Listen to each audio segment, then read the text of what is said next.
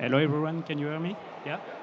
Yeah. So let me do a brief check. Okay, everything is all right. So we can start. So first of all, let me introduce myself. So I'm Yann Giorgiuti. I'm from RTE. RTE is the French TSO, and today I'm going to present you the RODE projects. Brief word about me. So I'm sitting in the R&D department. I have a background in naval architecture, 20 years plus of experience in both oil and gas and renewable industries. So today the topic of the presentation is RODE. RODE project is a project that we are still building with our partners. This project is a part of the maritime roadmap that we have internal to RTE. With several initiatives, you have the different topics that we are addressing from the R&D. And today we will focus more about the floating substations and what RTE is currently doing to address this new technological, economical, and environmental frontier. To address this, we will talk about the context. I will give you some facts and figures about the floating, about RTE and for addressing the floating offshore substation. I will discuss with you about the challenging that it brings for the TSO. And finally, we will address the RODE project. I will present you the content. Brief word about RTE. So. Just to remind here our missions, it's important to keep this in mind because they are key drivers for the RODE project. The first mission is to operate the power transmission system as TSO. The second one is to optimize the French electric system. And the third one is to inform the public decision. And you'll see that they are key drivers for the RODE project. Another fact is the scenario issued by RTE. I'm not sure if you are familiar with these scenarios, but in 2022, RTE worked on several scenarios in order to meet the carbon neutrality by 2050. It is based on projection on demand, electricity demand. And there is an important takeaway, which is the fact that all this scenario consider a high contribution of renewable power generation. And moreover, it considers a high contribution of offshore wind and floating offshore wind for the power generation. At RTE, we are evaluating all these scenarios. Another fact is the public service agreement that we have with the French state. This public service agreement defines several objectives. Part of this, there is the Objective 9. I encourage you to read this. The Objective 9 has as objective to prepare the next generation offshore substation. We have several commitments. First is to unlock the technological aspect, contribute to put in place an industrial strategies with the French and European ecosystem, to facilitate the project execution, and to support the environmental insertion.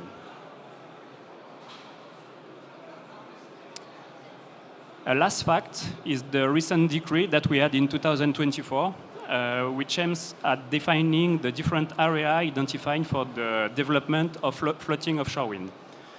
These areas are framed by blue framed, and there are common characteristics. First, it defines a very large area, several hundreds of square kilometers, distance to the shore above 150 kilometers, water depths between 90 meters to 200 meters, and coast both Atlantic and Mediterranean for a 2050 horizon. What does it mean in terms of offshore substation? First of all, these wide areas means that we will have to connect maybe, potentially, very large wind farms or several wind farms for a given area. The distance to the shore also brings some complexity to transfer the electricity without loss.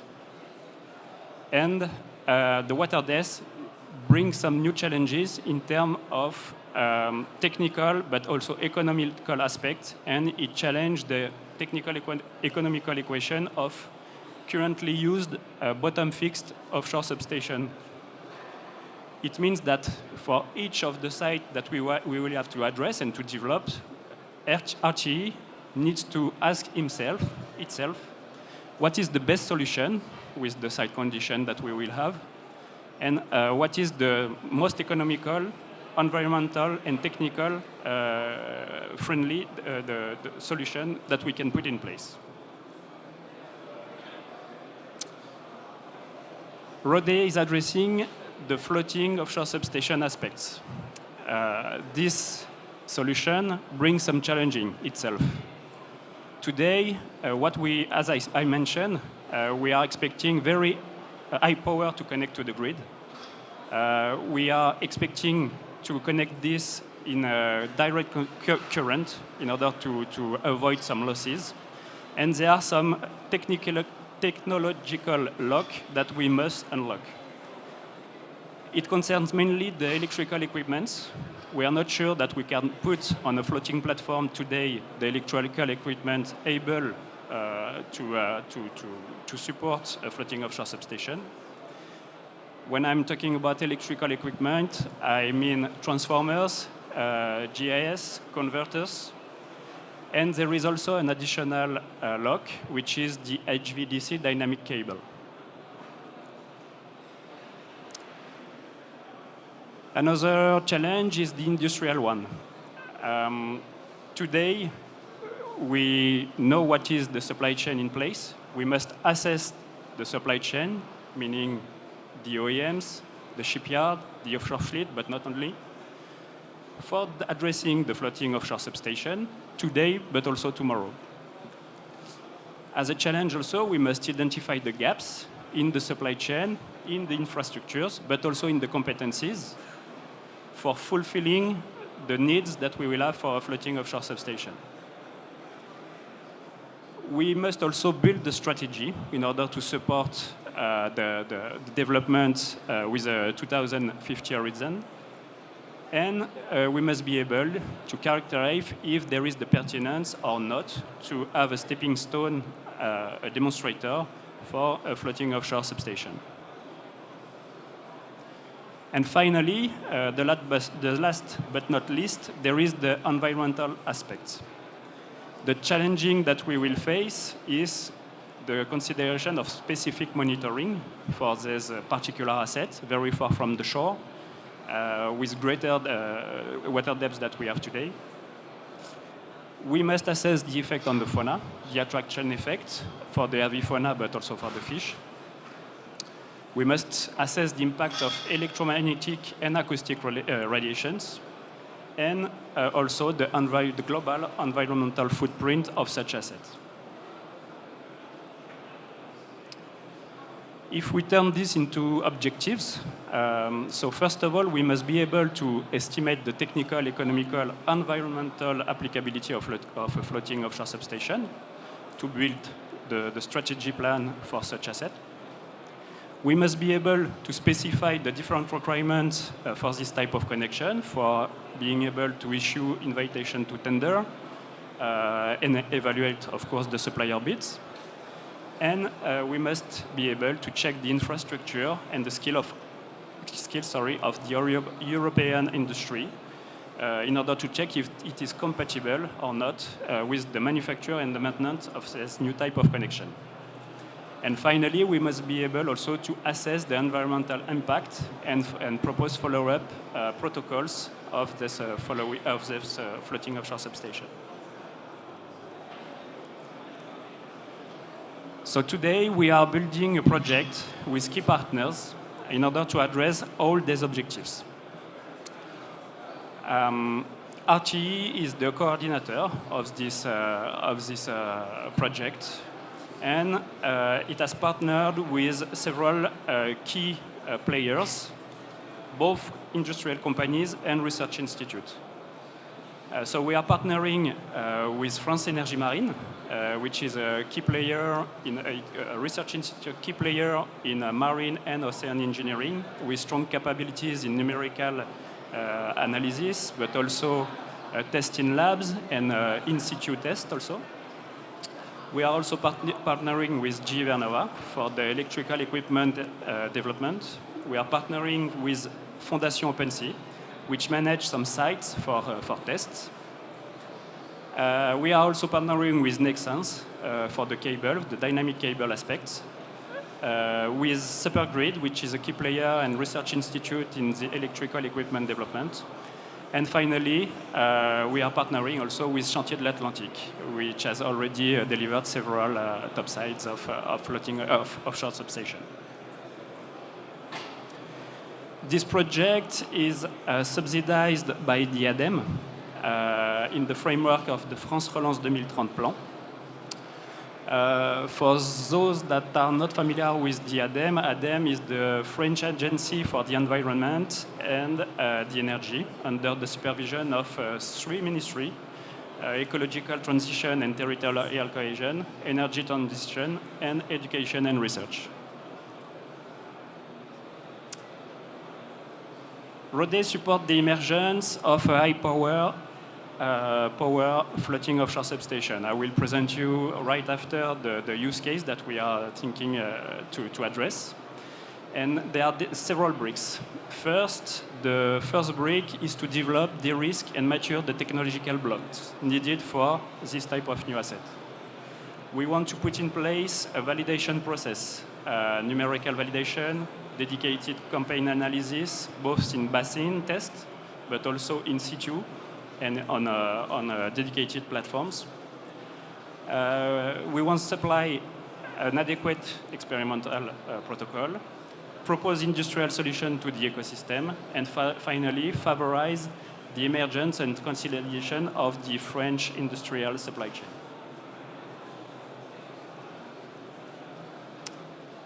Here is the use case that we have for the time being.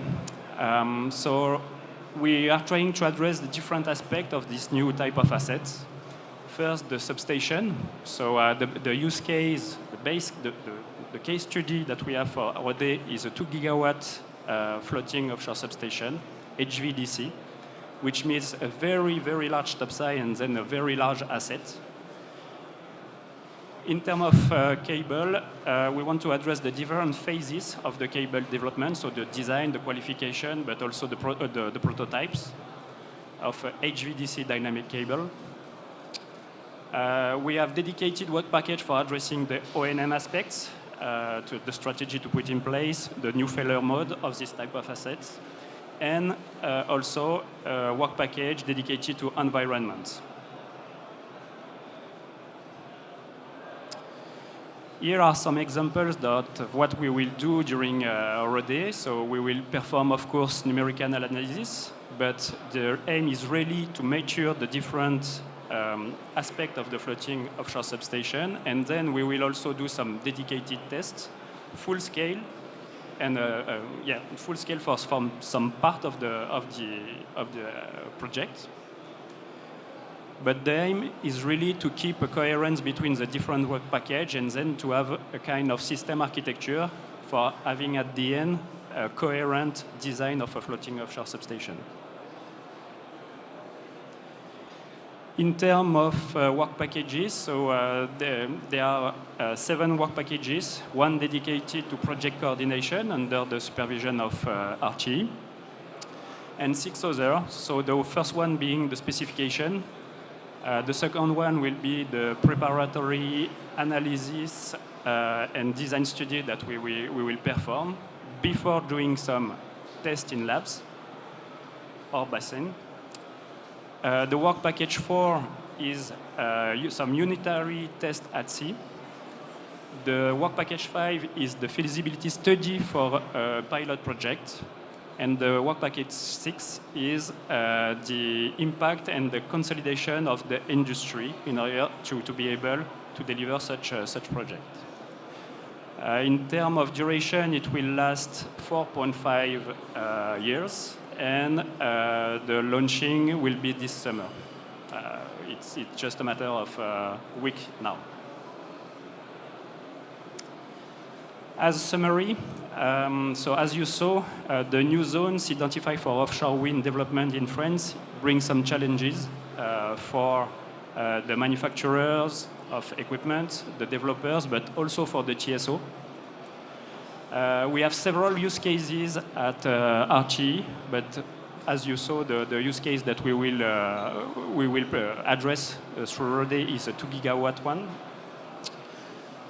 We want to de-risk the technological bricks, prove the industrial feasibility, and prepare the industry to this type of new asset. We want to assess the different environmental impact.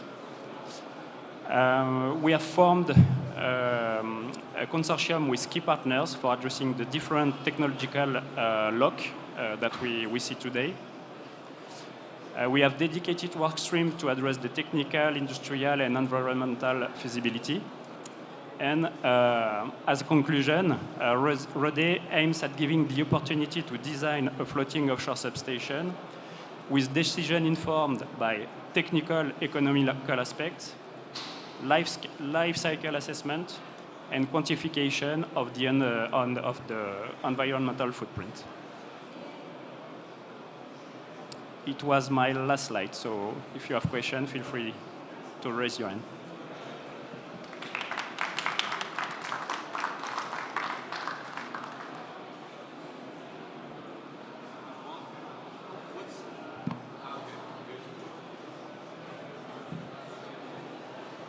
Hello. Just one quick question on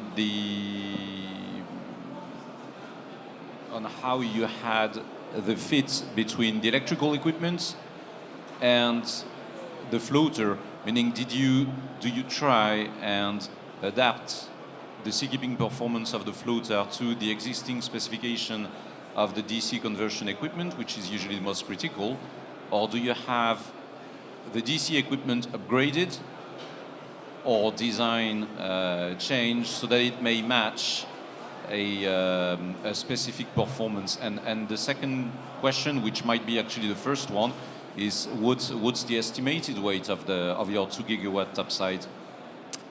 So 2 good questions, thank you for asking. So regarding the design, it will be addressed through an iterative process. It's really a joint technology maturation plan that we are following, which means that today we think that we know what the existing electrical equipment can sustain. But the real objective of RODE is to develop some equipment that can sustain some motion. So it will be iterative, and it will be the answer will come with the technical, economical equation.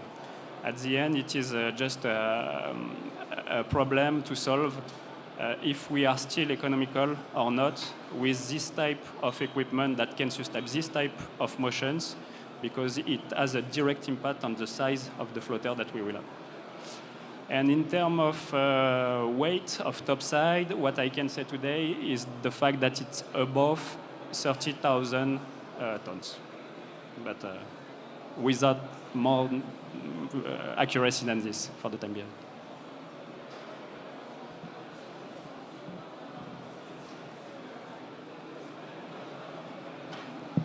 Thank you. So I presume most of the focus will be on the electrical part, because that's very critical, how we make a marine stay on the floating on the electrical. But are you planning also to look at optimizing, I don't know, the floater design through your process? And if so, how you're going to take this into account? Yeah. So yes, once again, as the process will be iterative, there is a strong will, if I could say, to optimize the floater too. As I mentioned, and at the end, we will look at the economics. If we want something that does not move, we will do something very big, and the economics will be bad. So at the end, it's an optimization process. And that's why I mentioned during the presentation, we want to keep coherency all along the design steps in order to make sure that at the end we have a system architecture which fulfill both the technical, economical equation, but also the environmental aspects. So, yeah.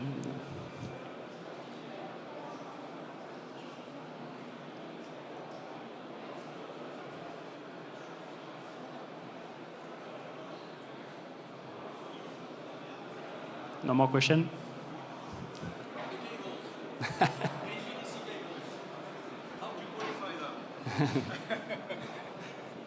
So yeah. So the HVDC cable, yes, my colleagues from Nexans are not here to discuss about it, and the qualification process is really on their side of the project. What I can say today, so in the project, in the different work packages that we have, the real aim is to do the design, do the prototype, do the qualification of it, and to test it. Today, there is an uncertainty for the level of tension. So we don't know if we will go directly with the highest possible dynamic cable or if we will do some steps.